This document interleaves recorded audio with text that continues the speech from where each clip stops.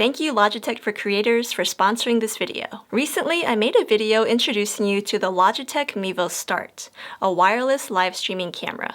While it's not the cheapest option out there, it is an incredibly convenient and easy way to use a multi-camera ecosystem. And in this video, Martin and I will be using 3 Mevo cameras to do a cooking demonstration. We've got 3 Mevo cameras positioned in our kitchen, and because they are wireless with a built-in batteries that last 6 hours, we don't have to worry about being positioned next to power outlets or tripping over cables and cords. Martin will be doing the cooking as he is actually the chef in our family, and I'll be controlling the camera angles with the Mevo multi-camera app on our Samsung Galaxy tablet. This is actually one of my favorite parts about this Mevo camera system. You can either have someone select the camera angles during the recording, or you can select the auto director function to automatically rotate between cameras. Anyway, enough of me, let's get cooking.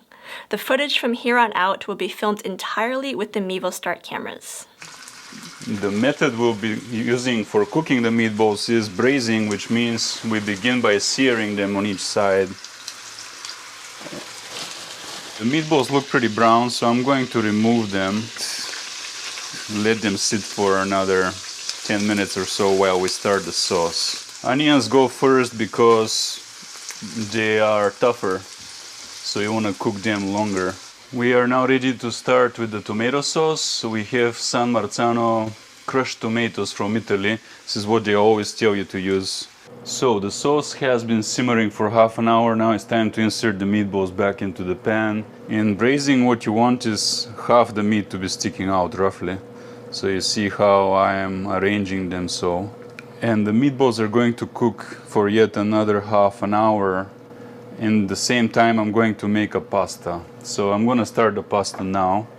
First thing to do is salt the water here a little bit, not too much, because later it will go inside the sauce, which is already salty. Meanwhile, the meatballs will be cooking in here half submerged for half an hour. So you want to start boiling it, throw it in, and then when it starts boiling again, because the pasta just cooled the water off, you want to wait until it bubbles up again and then start counting. I have a magic rock here, by the way. See this magic rock? When you throw that in, pasta doesn't boil out. It's quite amazing. We've tried it and it never has boiled out with this rock in there. Okay, pasta's boiling again, so we only need 3 minutes with fresh pasta. Alexa, turn on a timer for 3 minutes. While the pasta is boiling, I'm gonna prepare the last of the ingredients. Right here I have chopped a bunch of basil, which I'm not the biggest fan of basil, but almost all marinara recipes will tell you to do it, so I want to try how it tastes with it. And then I also like to grind my own pepper right before I cook with it. I don't like at all to use ground pepper. I think it should never be done. So there we go, pasta is ready. We want to immediately take it off the heat. Now we'll quickly drain the water so it doesn't make the pasta mushy. Okay, so we're ready here for the final bit of flavoring of the sauce. I have the ground pepper here. Here we have the oregano. You can be pretty abundant with adding the oregano. Only one thing remains, and that's the basil. I will now turn the heat off and throw the basil in here, stirring everything together. Pepper, oregano and basil are in. The only thing now that remains is to add the pasta to the sauce. So here's our pasta. It was already actually a little flavored from the vendor with lemon and pepper, which may not be ideal for this recipe, but that's what we had. Okay, pasta is all in and we just have to stir. I have stirred everything together. The sauce is all throughout the pasta, the meatballs are all around. And it looks quite like Italian food to me. It smells really good. It is nice and chunky. And the sauce we made from scratch generally beats anything you'll buy in a jar. I cheated with the meatballs and did not make them.